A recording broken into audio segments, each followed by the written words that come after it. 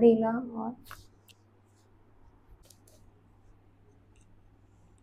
गहरी लंबी सांस छोड़ो।